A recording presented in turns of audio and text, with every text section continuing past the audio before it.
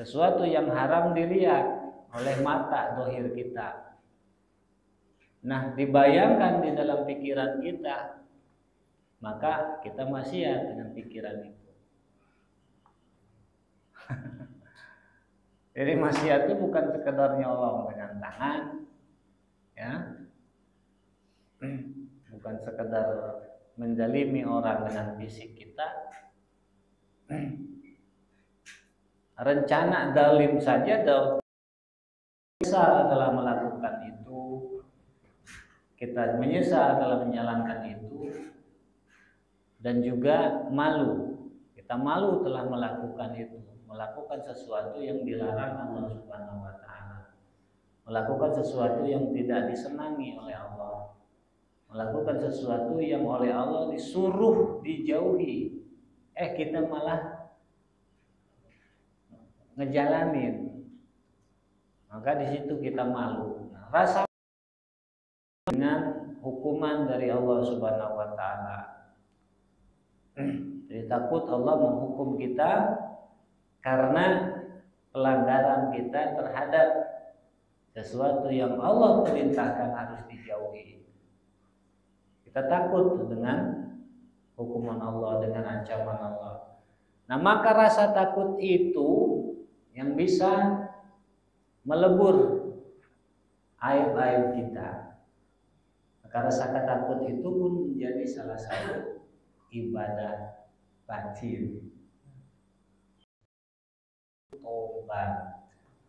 Seorang yang tobat dari kesalahannya, maka dia harus menyesali perbuatan salahnya yang dia lakukan.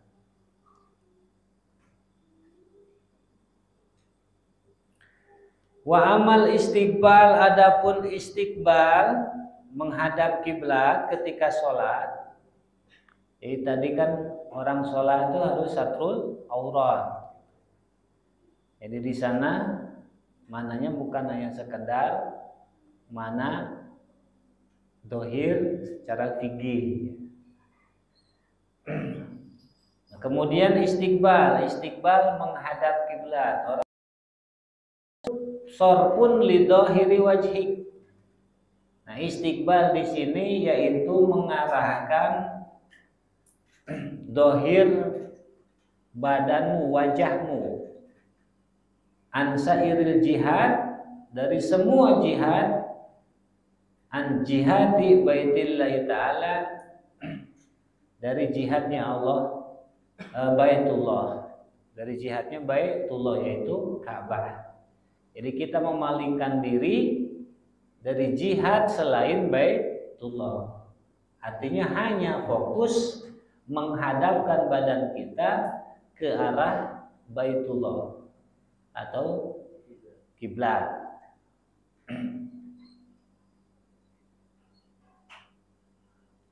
Falyakun wajhu qalbik ma'a wajhi badanik, maka wajah hatimu harus senada dengan wajah badanmu.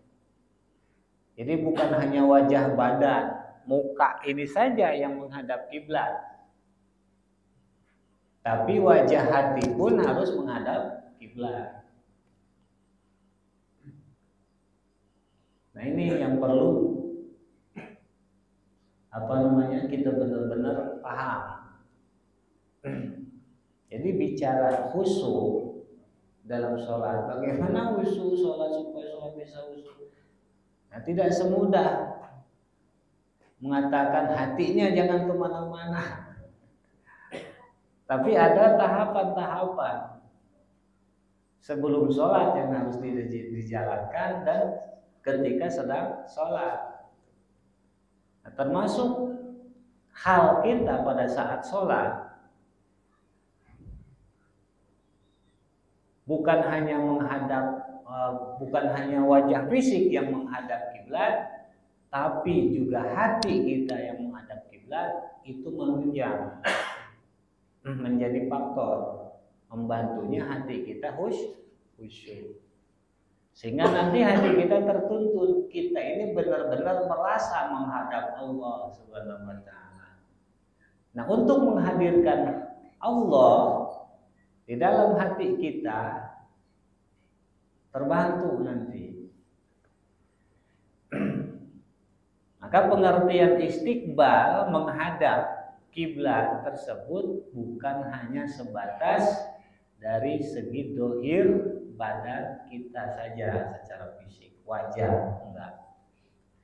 Tapi hati kita pun, wajah hati kita pun harus menghadap, ikut menghadap kiblat.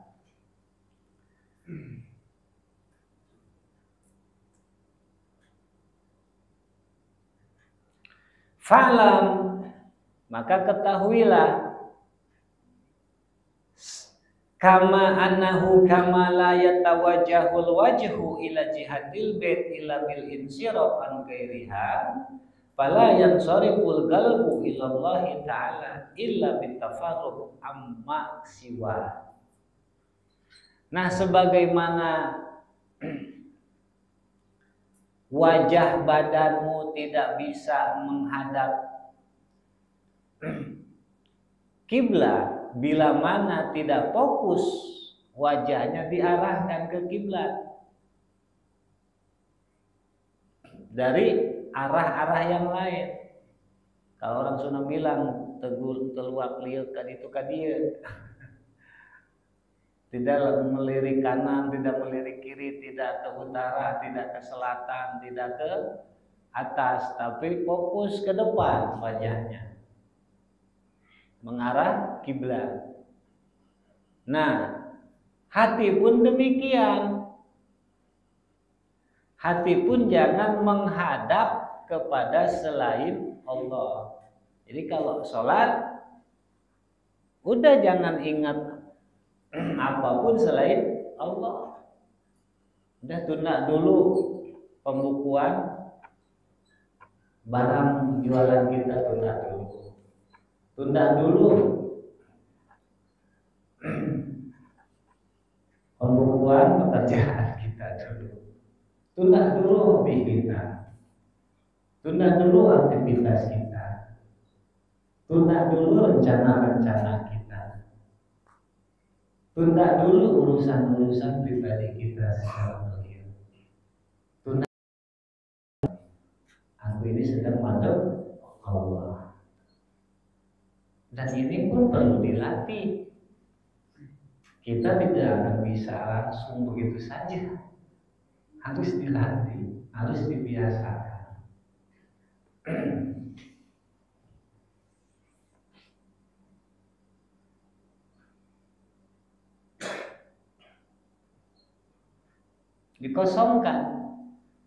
Kosongkan hati amma siwa, dari apapun selain Allah. Selain Allah itu apa? Ya, semua yang mencakup di alam dunia ini adalah selain Allah, termasuk anak istri. Walaupun istri ini lagi ada masalah atau anak kita di sekolah ada masalah, udah tunda dulu, jangan dibawa ke sholat. Yang harus ada di dalam hati kita ketika sholat adalah hanya Allah. Jadi kosongkan hati dari selain Allah.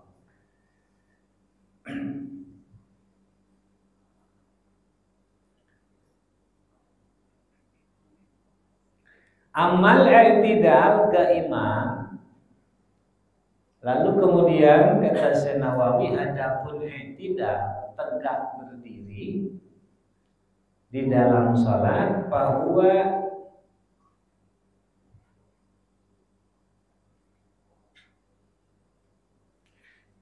jelas.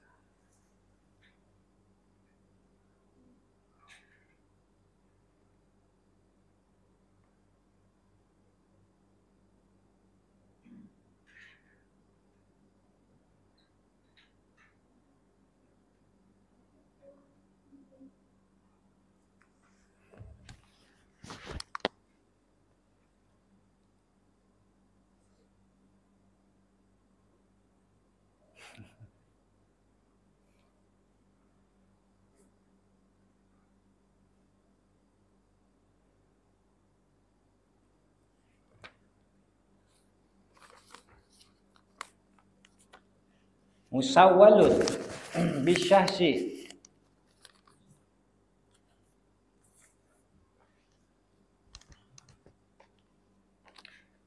yaitu yang apa? Tampil apa? Terlihat kepada seseorang, wal qalbu baina yadailah, dan hati ada di hadapan Allah Azza wa Jalla. Artinya merasa diri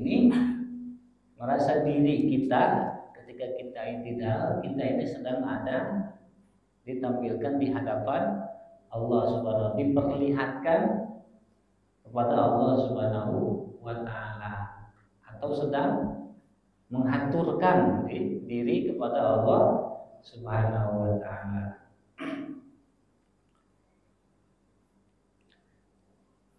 Falyakun ra'suk mutrikan tanbihan ala ilzamil qalbi tawadu wa tadallul wa tabarri anit tarahus wa takabur. Maka hendaklah kepalamu itu menunduk, karena merasa kita ini sedang dihadapkan kepada Allah, maka kepala kita menunduk sebagai ekspresi ungkapan takdim, merendah. Takdim kepada Allah, merendahkan diri.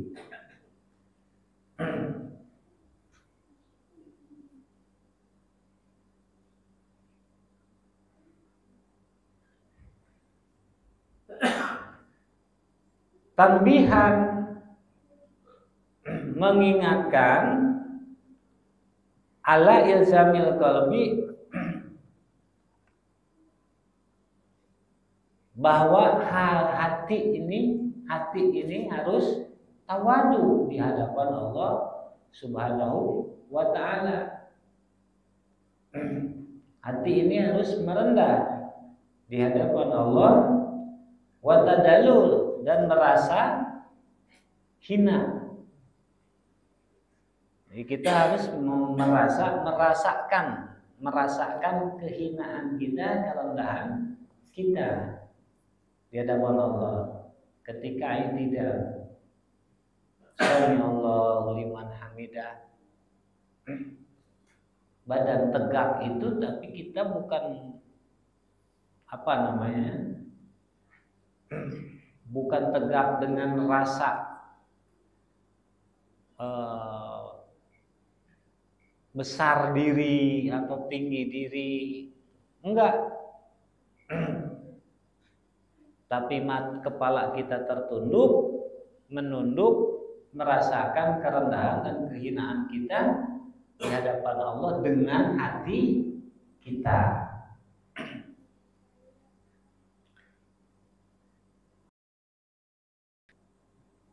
Menjadi seorang pemimpin, menjadi pimpinan, dan juga merasa besar, merasa diri kita besar. Ya, artinya sekalipun kita ini seorang presiden, jangan merasa jadi presiden ketika sholat. Udah tinggalkan dulu itu. Kita ini seorang pejabat. Ente bukan siapa-siapa, kita bukan siapa-siapa di hadapan Allah ketika kita sholat. Walaupun kita ini jenderal, tidak ada jenderal gitu kan. Ketika kita sholat, kita bukan lagi seorang jenderal. Ente seorang kepala daerah, kita ini seorang kepala daerah. Ketika kita sholat tidak, kita hamba Allah. Tidak ada perasaan kita walaupun kita seorang pemimpin, kita merasa seorang pemimpin. Walaupun kita ini orang besar, tidak merasa besar. Bebaskan hati kita.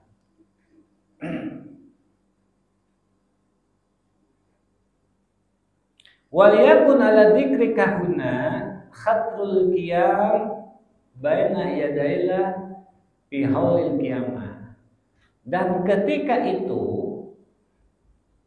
dalam keadaan i'tidal, yang harus terbersit di dalam hatimu, yang harus terlintas di dalam hatimu adalah berdirinya kamu di hadapan Allah kelak di hari kiamat. Ketika kamu dihadapkan kepada Allah, ingat itu. Itu yang harus terbayang, terlintas di dalam pikiran kita ketika kita tidak. Jadi seolah-olah kita ini sedang berdiri di hadapan Allah.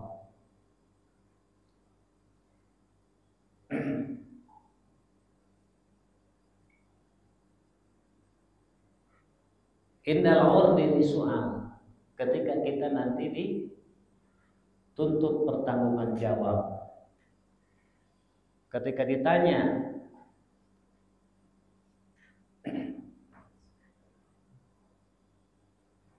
digunakan apa umur kita di dunia, ketika ditanya bagaimana kita menjalankan tanggung jawab kita sebagai seorang hamba kepada tugas-tugasnya seorang hamba, ketika ditanya amanah-amanah Allah yang seharusnya dijalankan, apakah kita menjalankannya atau tidak?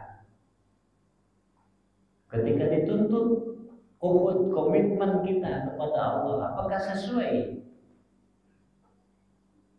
Semuanya ketika dipertanyakan, diminta bertanggung jawab kepada kita.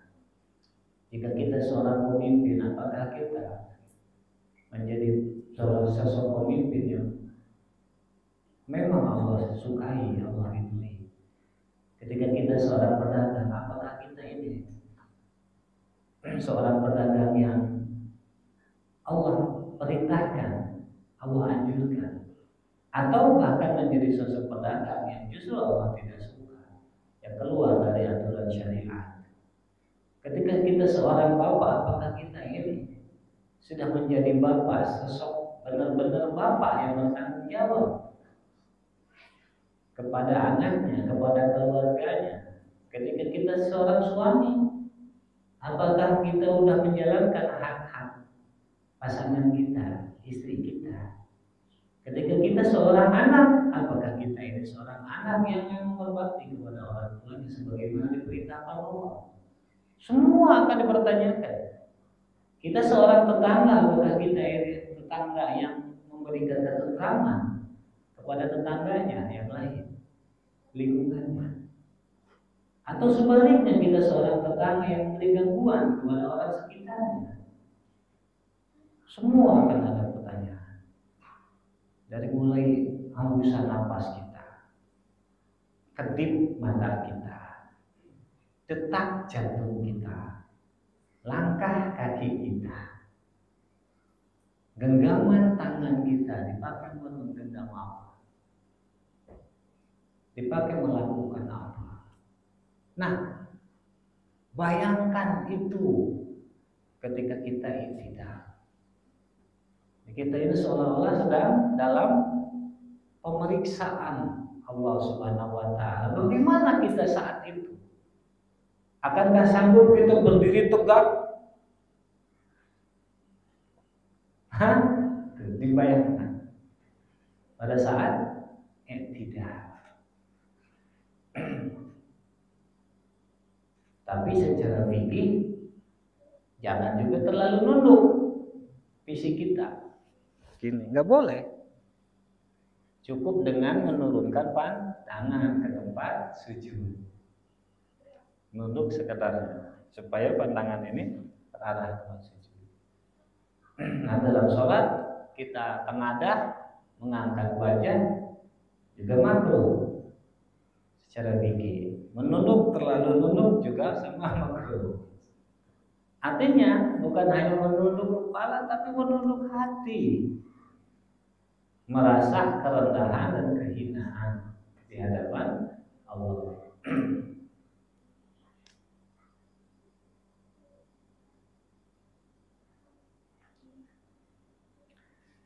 Wa amma niat, adapun niat, fa'azim an ijabatillah imtisali amrihi bisolat wa itmamiha wal kaffi an mafsadatiha. Adapun niat yaitu fa'azim, bertekadlah kamu. Azam ini rencana kuat. Tekad, biasa kita kenal tekad, merencanakan sesuatu secara kuat, matang.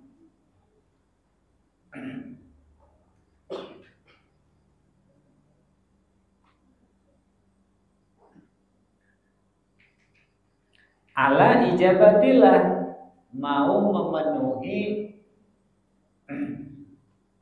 perintah Allah Subhanahu wa ta'ala dengan cara menjalankan perintahnya. Menjalankan perintah Allah Subhanahu wa ta'ala bisolat, yaitu sholat. Niat menjalankan perintah Allah, yaitu sholat. Artinya mau menjalankan sholat sebagaimana yang diperintahkan Allah.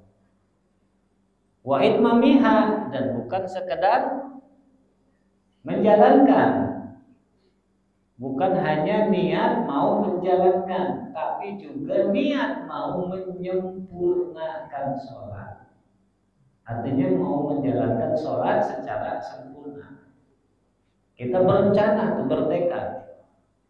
bertekad mau menjalankan sholat secara sempurna. Sholatnya benar-benar sempurna. Kita berencana kuat. Wal kafi an mafsadatiha, dan apapun yang potensial merusak sholat ditahan, tidak dijalankan. Maka berarti kita harus belajar apa saja yang bisa merusak sholat. Karena ketika kita belum tahu hal yang bisa merusak sholat, dan kita nggak bakalan bisa. Harus tahu secara detail apa saja perusak sholat itu. Sebagaimana masalah hati, di dalam hati itu ada lubang yang tutup celah masuknya setan ke dalam hati. Maka kita harus tahu lubang itu apa dan apa berapa. Ketika kita belum tahu lubang itu tempat setan masuk, maka kita susah mencegah setan masuk.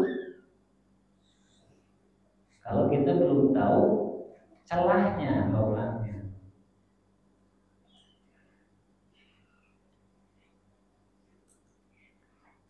Wa ikhlas jami'i dzalika liwajhillah, dan ikhlas menjalankan itu semua karena Allah. Rojaan lisawabi, karena mengharap pahala Allah Subhanahu wa ta'ala. Wa khaufan an iqabi, dan takut dari hukumannya Allah. Wa talaban lil qurbati minhu, dan mengupayakan kedekatan dengan Allah. Ketika sholat ini kita berusaha supaya dengan sholat kita lebih dekat dengan Allah Subhanahu wa ta'ala.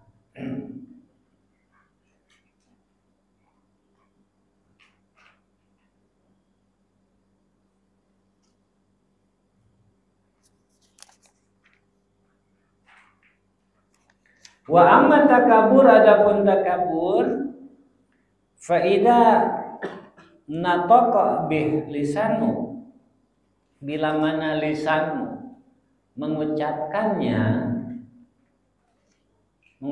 takabur, payan bagi alla yukadzibahu galbu, maka jangan sampai hatimu membohonginya. Jadi ketika hati tidak senada, tidak seirama dengan lisan, itulah bohong. Fa in kana bi qalbik syai'un Allah fa in kana bi qalbik syai'un akbar min Allah, maka ketika di dalam hatimu ada sesuatu yang lebih besar dari Allah, artinya di dalam hati ini masih ada perasaan menganggap besar selain Allah, menganggap besar selain Allah. Jadi ada selain Allah yang kita anggap besar. Syai'un artinya apa saja, entah itu barangkah, bendakah, orangkah, energikah, apa saja kita anggap lebih besar dari Allah. Pejabat kita kah, atau atasan kita kah, pimpinan kita kah, kita anggap lebih besar dari Allah. Ada anggapan di dalam hati kita sana, Allahu yashhadu annakal kidzab. Maka Allah menyaksikan kamu itu bohong. Kamu sudah membohongi ucapan kamu sendiri. Ya, ketika kita Allahu Akbar dalam sholat, takbiratul ihram, atau ketika intiqal, rukun, takbir intiqal, dari berdiri mau ruku, terus i'tidal, sujud Allahu Akbar, bangkit dari sujud Allahu Akbar. Ketika kita mengucapkan Allahu Akbar, sedangkan di dalam hati kita ada perasaan menganggap lebih besar dari Allah, maka kata Allah, bohong kamu. Kita sudah berdusta kepada Allah.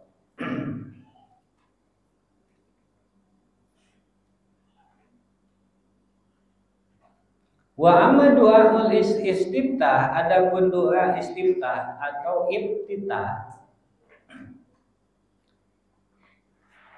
fa awwalu kalimati qauluk, maka perkataan pertama atau kalimat pertama ucapanmu di dalam istiftah adalah wajahtu wajhiya lilladzi fataras samawati wal ardh. Wajahtu wajhiya, aku hadapkan wajahku, lilladzi fataras samawati wal ardh, menghadap pada Zat pencipta langit dan bumi. Bukan wajah yang ini, bukan. Ya, bukan wajah secara fisik. Fa innaka innama wajahta ila jihatil qiblah. Karena kamu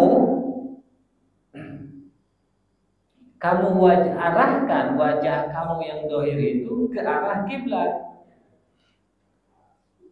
Wajah kamu yang dohir itu yang menghadap kiblat. Tapi Allah yataqaddasu an ayyatahidal jihad. Allah itu maha suci. Maha suci dengan penyatuan dengan kiblat. Artinya Allah tidak terbatas ada di kiblat.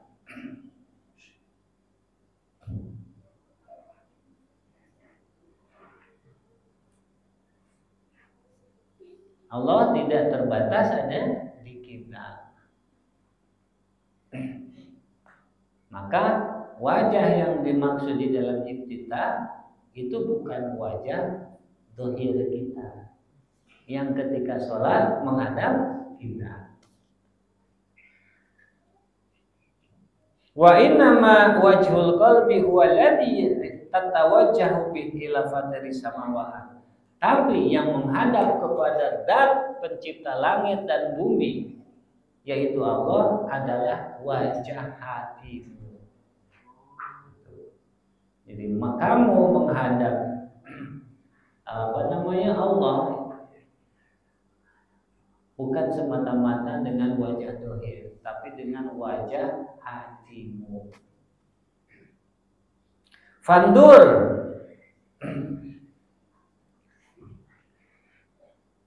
fandur ilahi, maka koreksi hatimu. Koreksi hatimu. Mutawajihun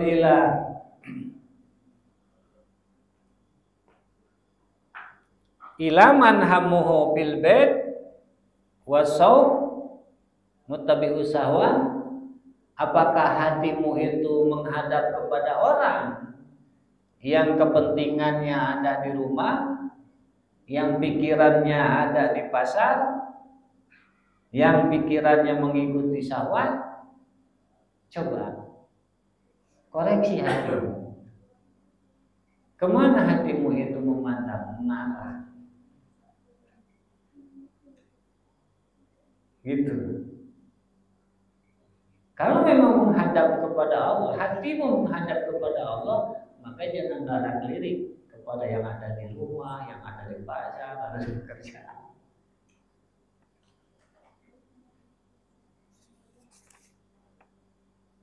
Mukbilun ila fatiri samawat, atau memang menghadap kepada pencipta langit. Dikoreksi. Apakah hati ini menghadapnya kepada orang yang sama, kepada zat yang sama seperti kita, atau memang menghadap kepada zat pencipta langit? Wa idza qulta hanifan, dan ketika kamu mengatakan hanifan muslimah dalam doa iftitah, kan ada hanifan muslimah, payam bagi ayuh tara bibalik, maka harus dilintaskan di dalam hatimu, dikeretekeun kalau orang Sunda dengan hatimu, annal muslimal walladzi salimal muslimuna min lisani wa yadi, bahwa orang muslim itu adalah dia orang yang orang muslim lain selamat dari gangguan lisannya dan tangannya. Maka muslim itu bukan sekedar sholat, puasa secara zahir.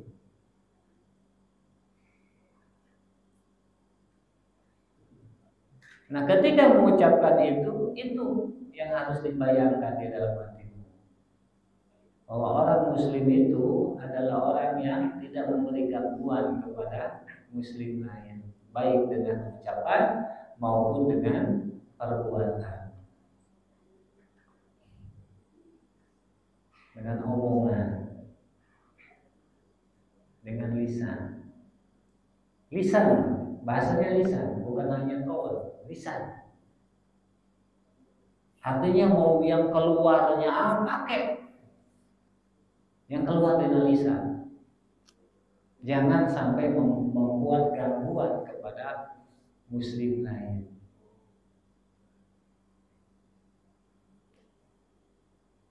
Ada orang sholat, kita baca Quran, maka makruh baca Quran yang dijaharkan. Padahal kita sholat.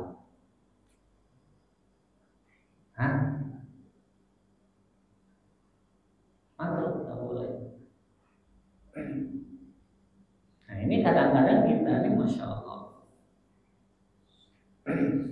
tidak ada rasa malu kita mengaku Islam, tapi senang mengganggu Islam lain, muslim lain.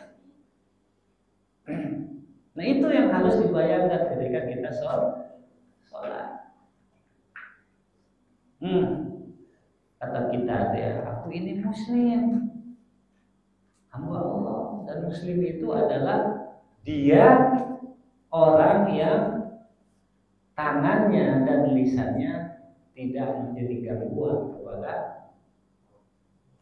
orang lain, muslim lain. Itu yang dibayangkan ketika kita sholat mengucapkan hanifan muslimah dalam doa itu.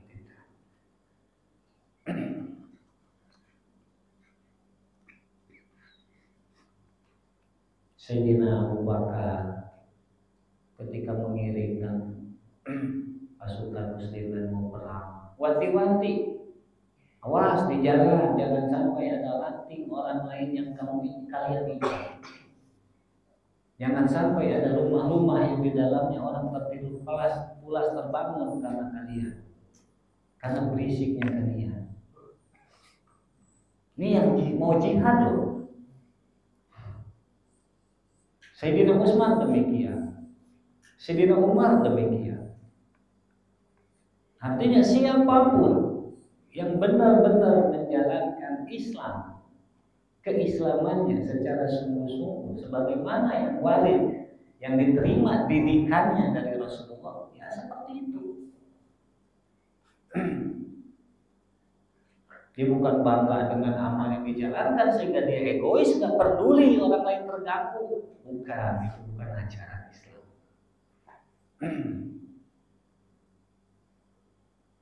Ya bukan, sehingga kata-katanya di sini min lisani wa badan, yang keluar dari lisan. Ini bukan sekedar omongan biasa saja. Ya apapun yang keluar dari lisan dan badan, wayadi, maaf, dan tangan. Artinya perbuatan. Wa idza kunta, dan bila mana kamu katakan wa ma anna minal musyrikin dalam doa kita,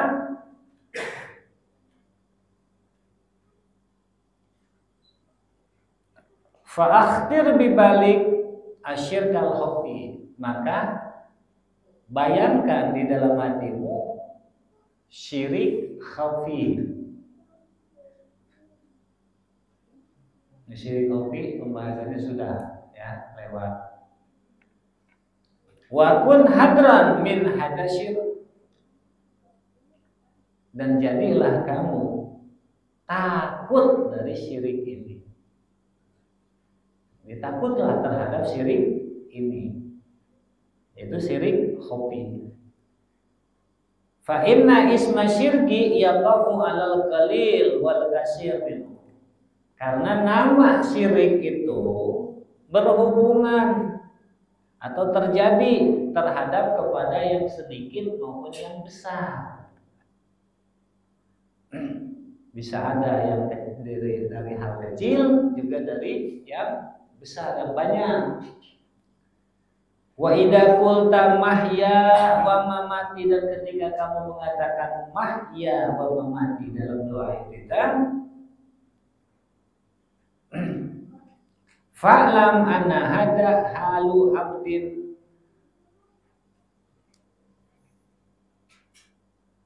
mabqudin li nafsihi min judi mawjudun li sayyidi. Ketahuilah anna hadza apa? Mahya wa mamat, hidup dan mati.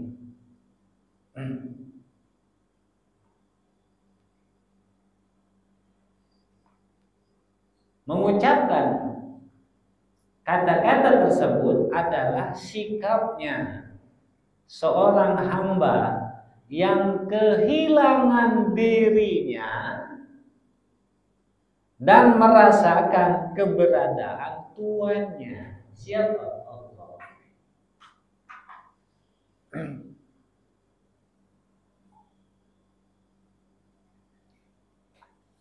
Artinya eksistensi, realisasi kediriannya sebagai seorang manusia ya, tidak terasa. Yang ada adalah kebesaran Allah Subhanahu wa ta'ala yang terasa. Sehingga sirnalah perasaan kemanusiaannya. Yang terasa adalah keagungan, haibahnya Allah. Nah, jika sudah sampai ke sana, sebagaimana yang terjadi kepada para salafun saleh, Sayyidina Umar bin Khattab sampai sebelum wudu aja udah menggigil. Sayyidina Ali bin Abi Thalib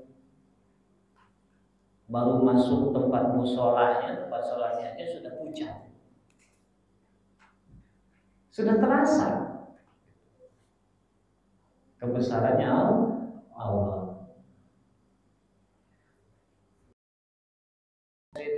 Setelah dua intidah, fala maka ketahuilah annahu adu, bahwa setan yang kamu sebut itu dalam bacaan kamu a'udzubillahi minasyaitonirrajim, bahwa setan yang kamu sebut itu adalah musuhmu.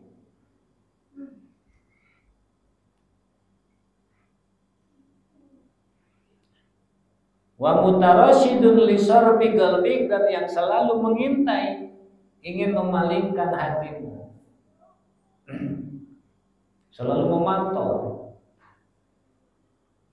supaya bisa memalingkan hati dari selain Allah. Hasadan laka, karena setan itu hasad kepada kamu. Jangankan kita, Nabi aja setannya ala munajatik ma'allah wa sujudik lah, yaitu sujud terhadap munajatmu dengan Allah dan sujudmu kepadanya. Setan ini nggak suka, nggak demen, hasad. Jadi kalau lihat kita bisa sujud tenang, setan itu masya Allah, karena hasad. Maka hasad itu sifat yang haram ada di dalam jiwa kita. Wa'lam wallahu a'lam. Banyakkan. Kita cukupkan dulu. Mudah-mudahan kita bisa mengamalkan, merealisasikan nasihat-nasihat dari kitab ini, dan Allah memberikan kemudahan kepada kita, dan kita termasuk hamba-hamba Allah yang terjaga dari keburukan-keburukan, baik itu batin maupun zahir kita, selamat dari apapun hal-hal yang merusak kita, zahir maupun batin. Assalamualaikum warahmatullahi wabarakatuh. Waalaikumsalam warahmatullahi wabarakatuh.